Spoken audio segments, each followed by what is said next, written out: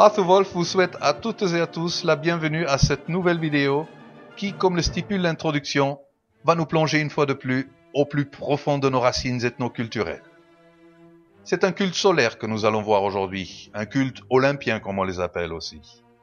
Un des plus anciens d'Europe, voire le plus ancien.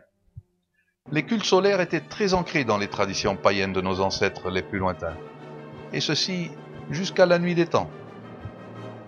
L'ancien dicton ex oriente lux, la lumière vient de l'Orient, dicton qui voudrait que toute civilisation serait toujours venue d'Orient, Égypte, Mésopotamie, et qu'en Europe nous n'aurions été que des barbares incultes assoiffés de sang, eh bien ce dicton perd une fois de plus toute raison d'être.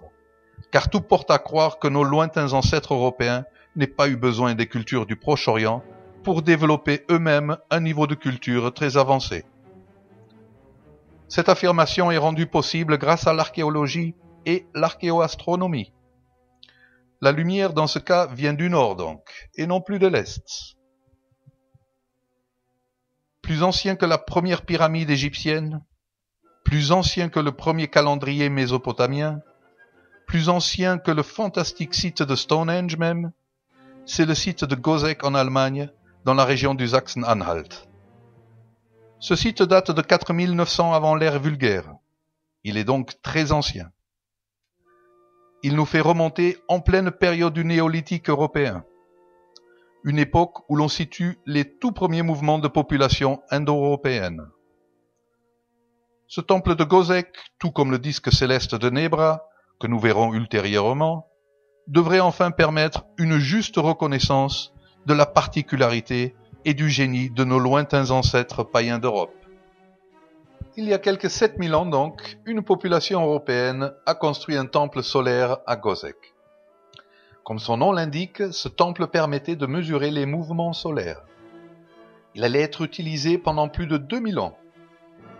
Il fut construit à l'aide de palissades disposées en forme de cercle avec des ouvertures à des endroits bien précis. Au moyen de ce cercle et de ces marques, nos ancêtres étaient en mesure de calculer de manière exacte les solstices d'été et d'hiver tels qu'on peut l'observer sur la photo. Au moment des solstices, pour quelqu'un se situant au centre du cercle, le soleil apparaissait juste dans l'axe des ouvertures de la palissade.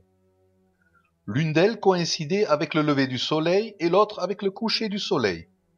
Les zones coloriées sur l'image indiquent donc le parcours visible du soleil durant toute la journée solsticiale.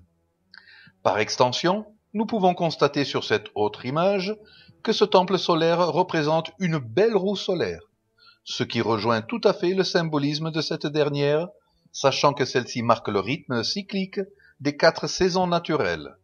L'axe vertical indique les solstices et l'axe horizontal les équinoxes.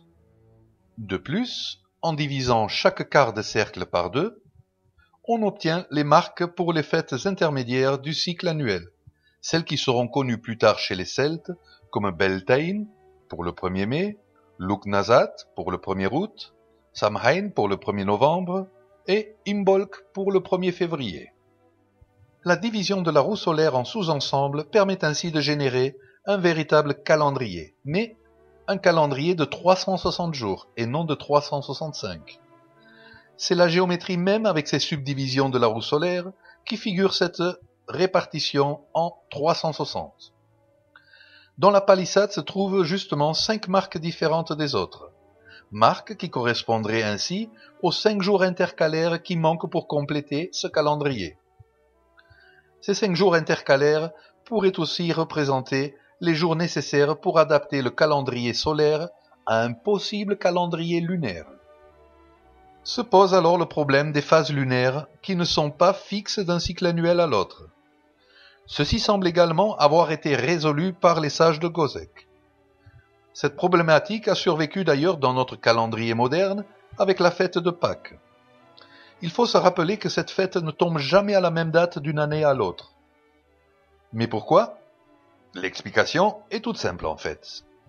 Car Pâques se célèbre lors de la première pleine lune qui suit l'équinoxe de printemps. Ceci prouve, soit dit en passant, que notre fête de Pâques n'est pas judéo-chrétienne mais bien d'origine païenne. Revenons-en à Goseck. Si on part maintenant sur la base de calcul d'une pleine lune au 21 mars, époque de l'équinoxe, le décalage des phases lunaires fera que l'année suivante, la pleine lune aura lieu un 9 avril. Et ce 9 avril, lui aussi est marqué dans le cercle par les anciens. Ceci démontre donc l'aspect lunisolaire de Gozek.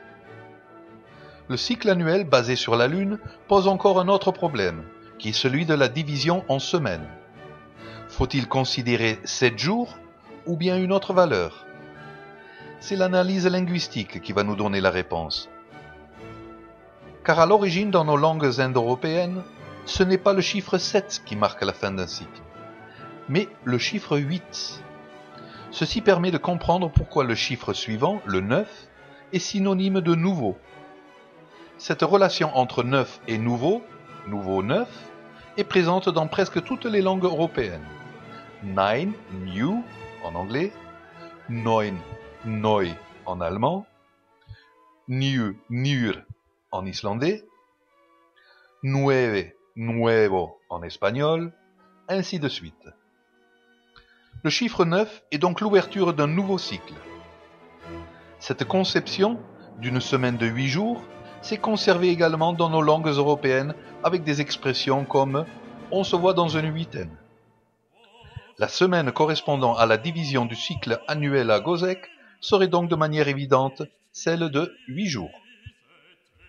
Les sages de ce peuple proto-germanique établirent ainsi non seulement un endroit de culte sacré sans précédent, mais aussi les bases d'un système de calcul des cycles naturels qu'on appellerait plus tard calendrier.